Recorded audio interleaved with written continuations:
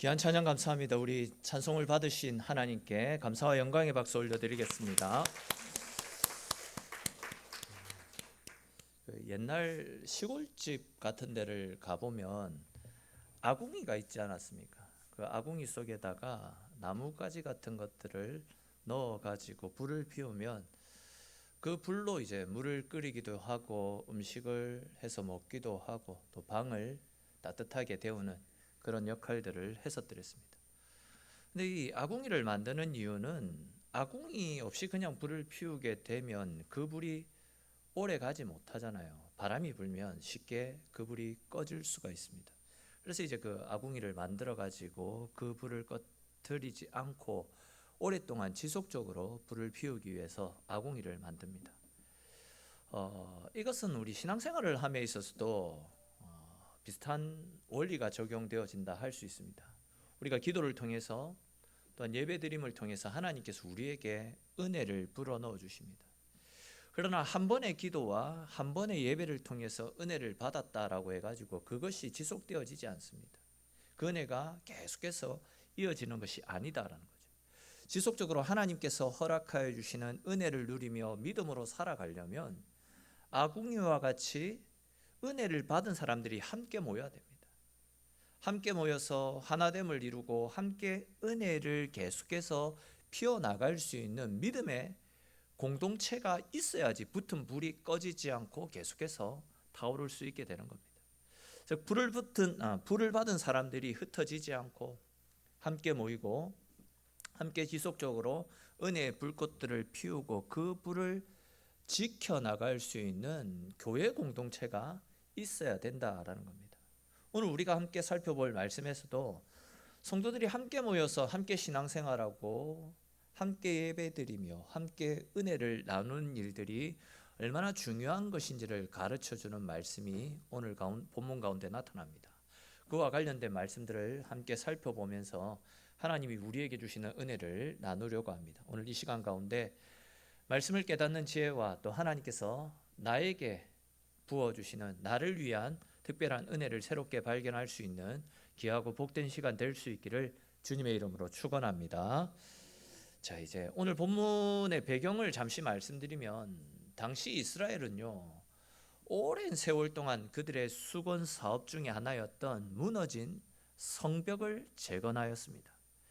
그래서 너무나도 감사하고 너무나도 감격스러운 마음에 모든 이스라엘 백성들이 한 곳에 모여서 학자 에스라를 모시고 말씀 집회를 열었더랬습니다. 그리고 이제 그 말씀 집회를 통해서 함께했던 모든 백성들이 엄청난 은혜를 받은 상태였습니다.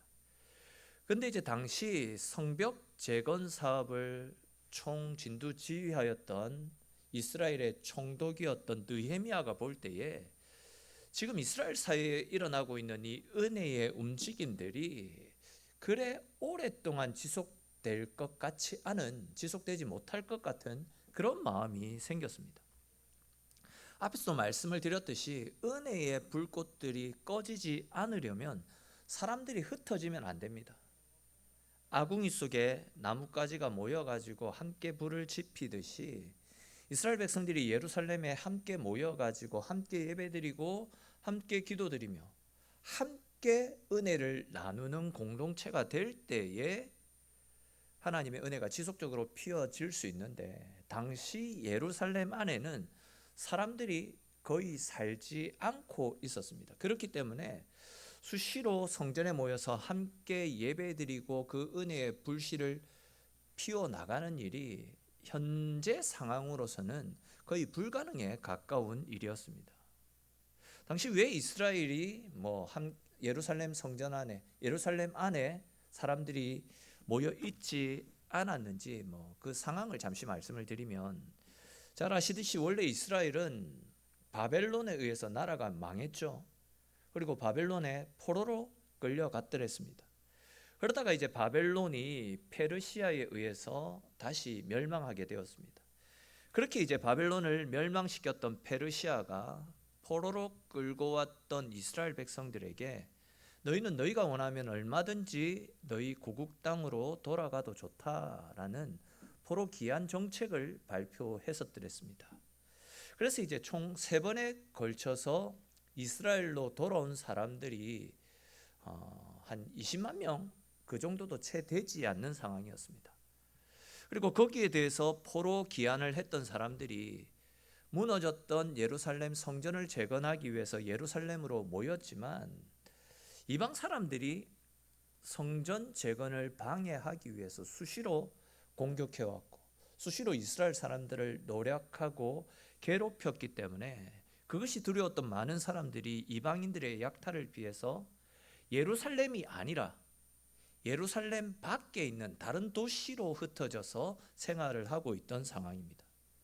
그런 가운데 이제 느헤미야를 중심으로 했던 헌신된 사람들의 수고를 통해서 이방인들의 갖은 방해를 딛고 어렵게 성벽을 재건할 수 있었습니다. 그리고 이제 이스라엘 사람들은 오랜 수건 사업이었던 성벽을 재건했던 그 일들에 감사하는 마음으로 또한 이제 성벽 재건을 시작으로 다시금 이스라엘의 영적인 부흥과 신앙의 회복을 기대하는 마음으로 모든 백성들이 예루살렘으로 모여서 하나님 앞에 예배를 드렸습니다. 그리고 이제 그 예배 가운데 하나님께서 참 많은 은혜들을 부어 주셨던 겁니다. 지금 이스라엘은요, 성전도 새로 지었습니다. 그리고 또 성벽도 새롭게 쌓아 올렸습니다.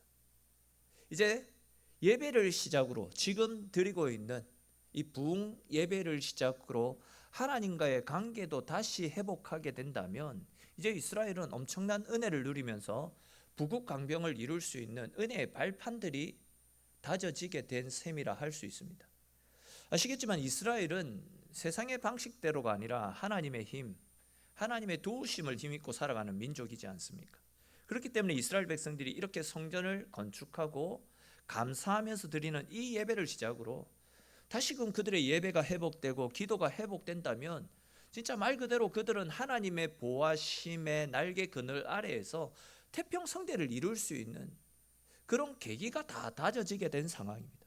근데 이제 문제는 앞에서 말씀드렸던 대로 지금 예루살렘 성전으로 나와서 예배를 드리고 은혜를 받고 있는 사람들 대부분이 예루살렘이 아니라 다른 지방 도시에 흩어져서 살고 있다라는 것이 당시 이스라엘의 문제였습니다.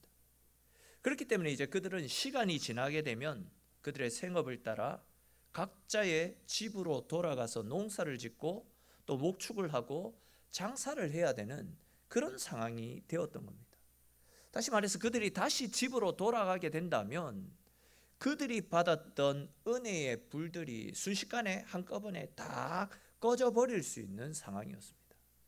바로 그런 이유로 느헤미야는 예루살렘에서 일어났던 그 엄청난 은혜의 불길을 꺼뜨리지 않고 지속적으로 예루살렘이 은혜 가운데 활활 타오르기를 바라는 마음으로 계속해서 예루살렘 가운데 상주하면서 하나님께 예배드리고 섬기는 일들, 즉 한 번 붙은 불들을 계속해서 피워나갈 믿음의 사람들을 세워나가야 되겠다, 이런 생각을 가지게 되었던 거죠.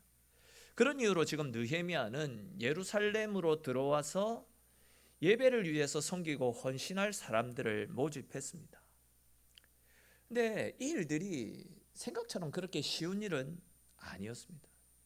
왜냐하면 앞에서도 말씀을 드렸듯이 당시 이스라엘은 이방인들의 공격에 쉽게 노출되어서 치안이 확보가 안 되어 있는 그런 상황이었습니다.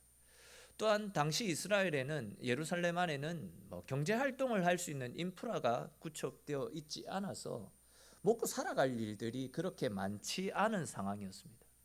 그리고 이제 예루살렘 안에서 할 수 있는 경제 활동도 거의 대부분이 성전과 관련된 업무였습니다. 그리고 또 성전과 관련된 업무를 하고 있던 사람들 대부분이 소위 말하는 지식인들이었습니다. 근데 이제 당시 농사를 짓고 먹고 살아가던 그 사람들이 예루살렘으로 들어가면 어떤 일들이 일어나겠습니까? 일단은 먹고 살아갈 일들이 막막합니다. 거기에 대해서 당시 지식인으로부터 차별과 멸시를 받는 것도 견디기 힘든 것이 사실이었습니다. 그러다 보니까 예루살렘으로 가서 살려고 하는 사람들이 거의 없었던 것이죠. 말 그대로 예루살렘으로의 이전은 개인적으로 치러야 되는 대가가 너무 많이 있었다라는 거죠. 그러나 이런 어려움이 있음에도 불구하고 예루살렘은 절대로 포기하거나 무시할 수 없는 은혜의 터전이었습니다. 왜냐하면 그곳에는 하나님의 임재를 상징하는 성전, 예루살렘 성전이 있었기 때문입니다. 더군다나 지금 성전에서 엄청난 부흥의 불씨가 다시 피어났습니다. 이전에 꺼져버렸던 은혜의 불씨가 성전에서 다시 피어나기 시작했고, 그것을 잘 이어나가게 되면 이스라엘은 큰 부흥의 은혜를, 하나님 주시는 더 큰 사랑을 받아 누릴 수 있는 그런 상황입니다. 그러니까 이제 이 부흥의 불씨를 살려서 더 큰 하나님의 은혜를 누리고 모든 백성들이 하나님의 보호하심 속에서 살아가기 위해서는 누군가는 나서서 예루살렘으로 이주를 해오고 그곳에 뿌리를 내리고 그곳에서 은혜의 삶, 예배의 삶을 살아가야지 더 큰 하나님의 은혜가 이스라엘 전체에 임할 수 있는 그런 상황이었다라는 거죠. 근데 이제 오늘 본문을 한번 보시면 이 일들을 위해서 느헤미야가, 즉 예루살렘에 정착해서 예배를 다시금 은혜 가운데 활활 타오르게 하기 위해서 세 부류의 사람을 선택해서 예루살렘에 정착시키는 것을 볼 수 있습니다.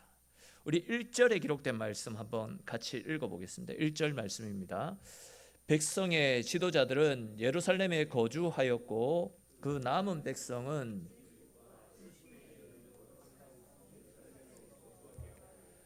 그 10분의 9는 다른 성읍에 거주하게 하였으며. 아멘. 자, 말씀을 자세히 보시면 느헤미야가 예루살렘에 거주하도록 했던 세 부류의 사람들이 나오는데, 그 첫 번째 그룹은 백성의 지도자들이었다라는 것을 알 수 있습니다. 그러니까 아무리 힘들고 어려워도 앞에 서 있는 리더들이 먼저 솔선수범했다라는 것을 알 수 있습니다. 여러분 생각해 보십시오.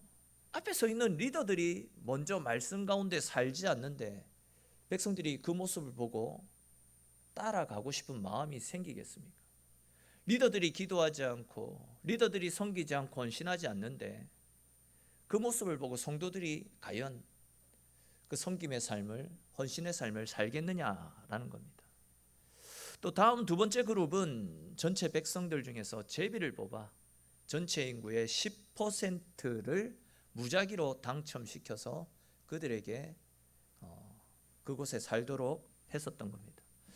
예루살렘으로 들어와서 살 사람을 모집할 때에 자원하는 사람이 없었기 때문에 10%라도 들어와서 살자라고 제비를 뽑았던 겁니다.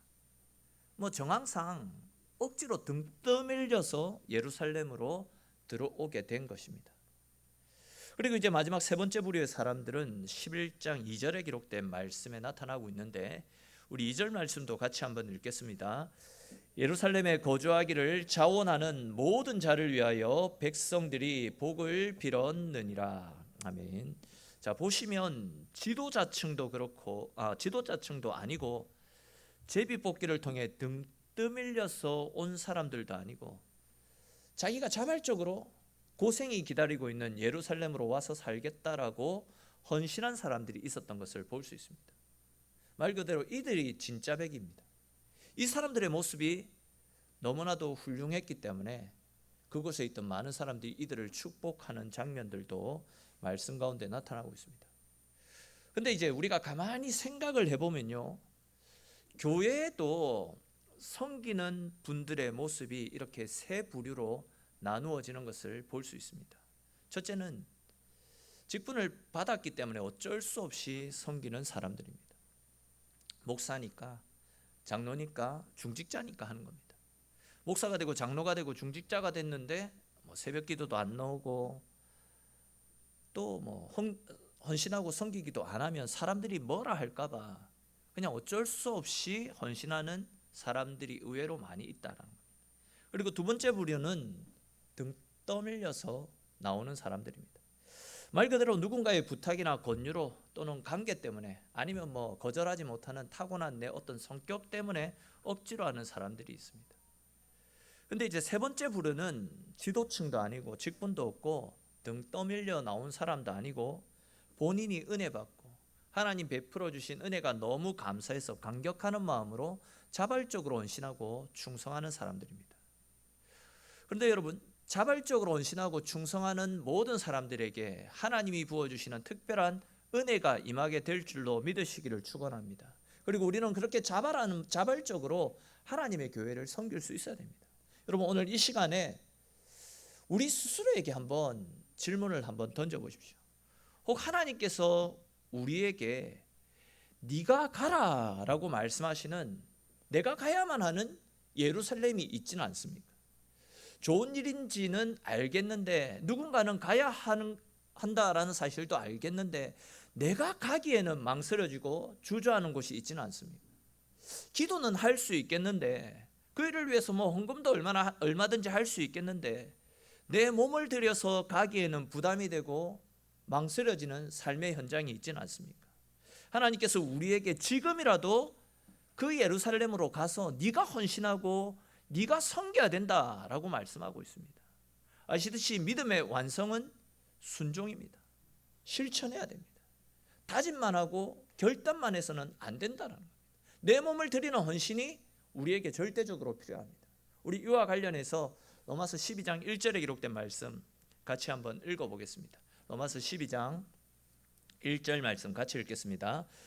그러므로 형제들아, 내가 하나님의 모든 자비하심으로 너희를 권하노니 너희 몸을 하나님이 기뻐하시는 거룩한 산 제물로 드리라. 이는 너희가 드릴 영적 예배니라. 아멘. 자, 이 말씀에도 보시면 하나님이 우리에게 원하시는 제물은 마음이 아니라 우리의 몸이다라고 이야기하고 있습니다. 결단과 다짐을 원하시는 것이 아니라, 결단과 다짐을 했으면 우리의 몸이 움직여서 결단한 대로 다짐한 대로 살아가라라는 겁니다. 어떤 분들은 내가 몸을 못 움직여서 그렇지, 내가 가지 못해서 그렇지, 섬기고 싶어하는 내 마음만큼은 주님께서 아실 것입니다, 이렇게 말하기도 합니다. 그러나 여러분, 몸이 안 가면 마음도 안 간 겁니다. 마음이 있다라고 한다면 몸도 다 갑니다. 억지로라도 열심으로라도 우리가 그곳을 향해서 달려가지 않습니까? 오히려 마음이 100% 따르지 않아도 우리의 몸을 믿음으로 헌신의 자리로 옮겨가는 것, 그것이 중요한 것이고, 그렇게 억지로라도 하나님이 우리에게 원하시는 길이라면, 그곳에 하나님의 임재가 머물러 계시는 곳이다라고 한다면 억지로라도 그곳을 향해서 달려나가는 헌신과 섬김이 절대적으로 필요하다라는 겁니다. 여러분, 아브라함을 한번 생각해 보십시오. 아브라함이 이삭을 제물로 드리기 위해서 모리아 산으로 갔을 때, 그때 그가 신이 나가지고 룰루랄라 하면서 즐거운 마음으로 그곳으로 갔겠습니까? 아마 몸도 마음도 천근만근이었을 겁니다. 어떻게 하면 이 길을 피할 수 있을까? 왜 하나님 100세 때 어렵게 얻게 낳은 그 아들을 제물로 드리라고 하는 걸까? 하나님에 대한 원망, 하나님에 대한 불평도 있었을 것입니다. 그런데 중요한 것은 그가 억지로라도 그곳으로 달려갔기 때문에 하나님이 준비해 놓으신 은혜를 누릴 수 있었던 것 아니겠습니까? 우리가 주일에 나와서 주일학교와 중고등부를 향해서 헌신할 때, 또는 주방 봉사를 하고 교회 청소를 할 때나, 아니면 사랑방을 돌아보고 섬길 때, 또 지금처럼 이렇게 예배의 자리에 나와서 예배를 드리고 새벽 기도를 드리는 이 모든 일들, 때로는 마음이 내키지 않을 때도 분명히 있을 것입니다. 오늘은 쉬고 싶은 그런 충동들도 생길 때가 많이 있을 것입니다. 그러나 그럼에도 불구하고 몸을 움직여야 됩니다. 하나님이 우리에게 맡기신 일이라면 그곳이 하나님이 기뻐하시는 삶의 현장이다라고 한다면 억지로라도 내가 움직여서 그 말씀 앞에 순종할 수 있어야 됩니다. 마귀는 분명히 우리의 마음을 공격할 겁니다. 하지 마라, 네 아니면 할 사람이 없나, 왜 네만 그렇게 헌신하고 봉사하는데, 그런 마음을 줄 것입니다. 그러나 그럴 때일수록 우리는 우리의 몸을 움직여서 헌신의 자리에다가 주님이 계신 그곳에 우리가 달려나갈 수 있어야 된다라는 겁니다. 그것이 바로 주님이 받으시는, 주님이 우리에게 원하시는 거룩한 산 제사로 우리를 드리는 것입니다. 느헤미야서 11장 말씀에서는 자의가 되었던 타의가 되었던 예루살렘에서 거주하기로 했던 백성들의 이름이 지파별로 쭉 열거가 다 되어져 있습니다.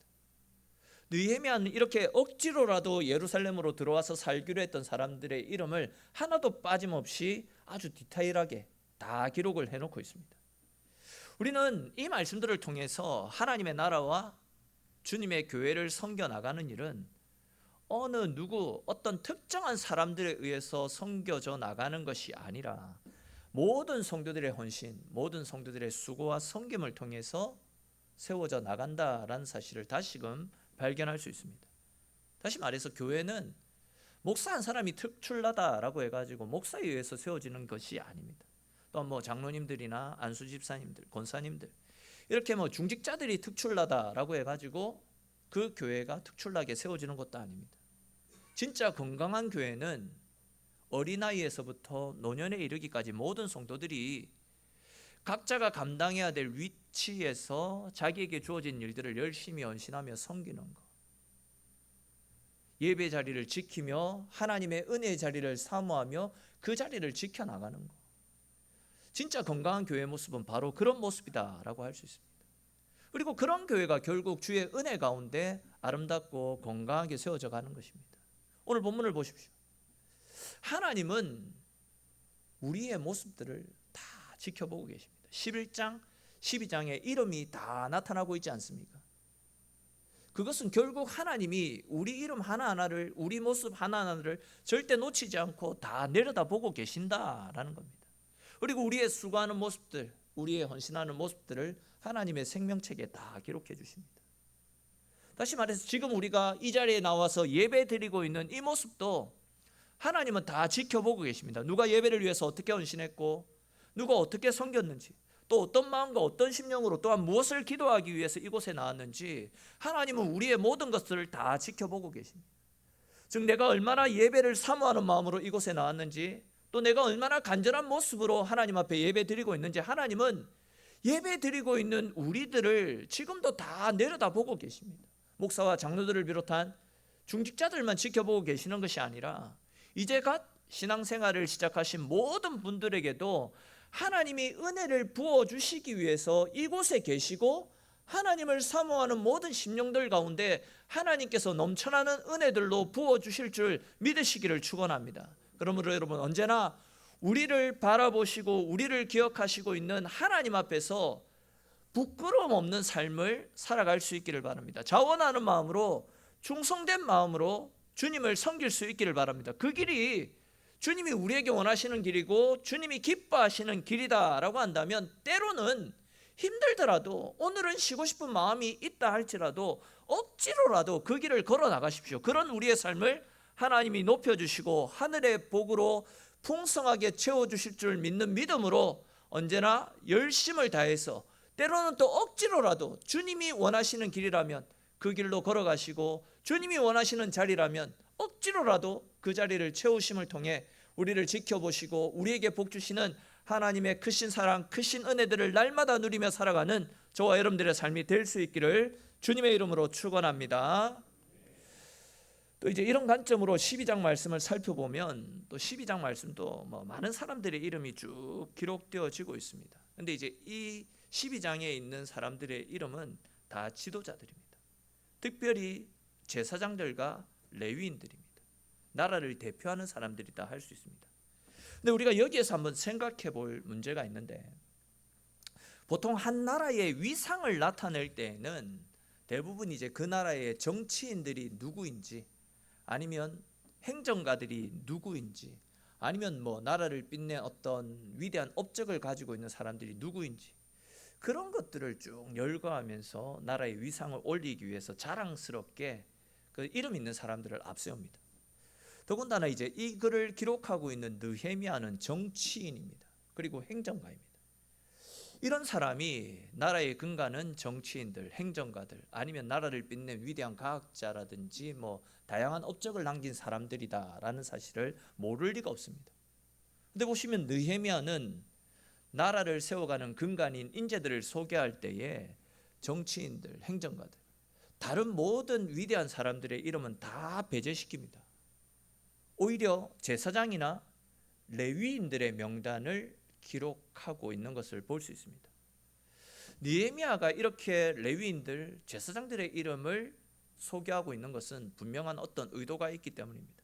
그것은 다른 것이 아니라 다른 나라는 모르겠지만 우리 이스라엘, 하나님의 백성들이 살고 있는 우리 이스라엘만큼은 정치력으로, 행정력으로 세상 자랑거리들로 세워져 가는 나라가 아니라 영성으로 하나님 앞에 기도드리는 우리의 영성, 하나님 앞에 예배드리는 하나님과의 관계를 통해서 세워져 가는 특별한 아주 거룩한 나라임을 알리기 위해서 이렇게 제사장들과 레위인들의 이름을 쭉 열거하고 있는 겁니다. 다시 말해서 나라가 건강하게 세워지고 평안 가운데 거하는 복된 나라가 되기 위해서는 나라를 위해서 기도하고 하나님께 주시는 하나님을 섬기는, 그러니까 하나님의 힘으로 섬기는 영적 지도자들의 기도와 섬김을 통해서 나라의 흥망성쇠가 결정된다라는 사실을 우리에게 가르쳐 주기 위해서 지금 이렇게 제사장들의 이름을, 레위인들의 이름을 한 페이지나 계속해서 기록하고 있는 겁니다. 이것은 오늘날도 마찬가지입니다. 우리의 삶도 마찬가지입니다. 교회는 세상적으로 얼마나 이름이 있고 영향력 있는 사람들이 많이 모여 있느냐, 그것이 중요한 것이 아닙니다. 교회는 얼마나 하나님을 사랑하는 영적 리더들이 많이 있느냐, 얼마나 하나님 앞에 기도하며 하나님과 호흡하는 리더들이 많이 있느냐, 그것이 교회의 흥망성쇠를 결정하는 중요한 요인이 된다라는 것이죠. 여러분, 교회는 기도하는 사람들에 의해서 세워집니다. 교회는 만민이 기도하는 집이다라고 말씀하고 있지 않습니까? 기도하는 집이기 때문에 기도하는 사람들이 교회에 많아야 됩니다. 그리고 그 기도하는 사람에 의해서 교회가 세워지게 되는 겁니다. 특별히 이 일들을 위해서 앞에 서 있는 사람들이 기도해야 됩니다. 우리 새로운 후반기 사역들을 시작할 때에 하나님께서 교회 가운데 풍성한 은혜와 사역의 열매를 주시도록 앞에 서 있는 사람들이 기도해야 됩니다. 이제 또 우리 필리핀 사역들을 하게 될 건데, 필리핀 단기 선교 가운데 많은 성도들이 함께 참여하여서 우리 가운데 보여주실 하나님의 풍성한 은혜들을 경험할 수 있게 해달라고 계속해서 기도해야 됩니다. 또한 주님께서 새가족들을 보내어 주실 때 더 많은 새가족들을 보내어 달라고, 또한 우리 새가족들의 심령 가운데 말씀이 깊이 뿌리 내리고 하나님을 사랑하는 마음들이 더욱더 크게 자라갈 수 있도록 교회가 함께 마음을 모아서 기도하고 이 일들을 위해서 특별히 앞에 서 있는 사람들이 더 기도해야 됩니다.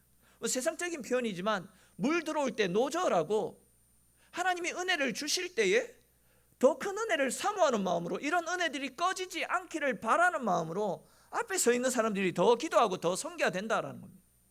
잘 아시겠지만 하나님께서 새 가족들을 보내어 주신다라는 것은 교회 가운데 특별한 은혜를 부어 주신다라는 것 아닙니까? 근데 이제 중요한 것은 하나님의 은혜가 임하는 곳에는 사단도 함께 역사를 하지 않습니까? 사탄은 요상한 놈이라서 우리가 은혜 받는 것을 싫어합니다.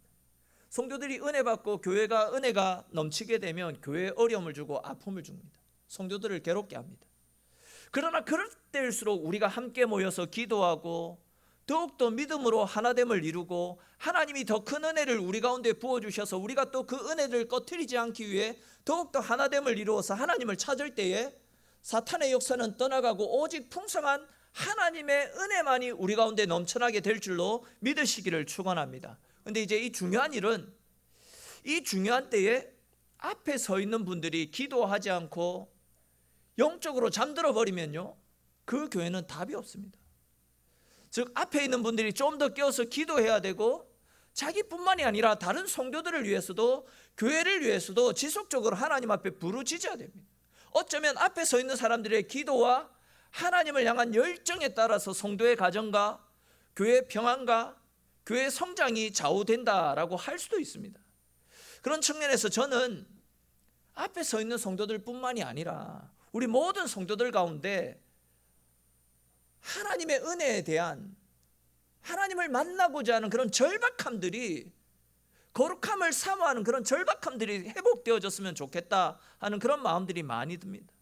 은혜에 목말라 하는 절박함으로 하나님을 찾아야 됩니다. 즉 하나님이 아니면 나의 가정은, 나의 삶은 살 수가 없습니다. 하나님이 아니면 내 인생은 이제 끝입니다. 우리의 가정의 문제, 내 개인의 문제, 우리 자녀의 문제 등 풀리지 않는 내 삶의 모든 문제가 주의 은혜 가운데 해결될 수 있게 해달라고 정말 절박한 심정으로 하나님을 찾고 하나님 앞에 매달릴 수 있어야 됩니다. 내가 돌아보고 섬기는 영혼들이 영적으로 잘 자랄 수 있도록 성령의 충만한 은혜가 다시금 회복되어지고 부흥의 역사가 교회 가운데 일어날 수 있게 해달라고 절박한 심정을 가지고 하나님 앞에 엎드릴 수 있어야 됩니다. 우리가 함께 모이고 함께 하나님 앞에 부르짖어야 됩니다. 은혜 아니면 안 된다라는 절박한 심정으로 하나님을 찾을 수 있어야 된다라는 거죠. 여전히 우리는 삶의 문제로 힘들어하면서 여전히 알 수 없는 어떤 공허함 때문에 눈물 흘리며 살아가면서 마음 아파하면서 왜 하나님을 찾는 일에는 그렇게 무덤덤하게 살아가고 있습니까?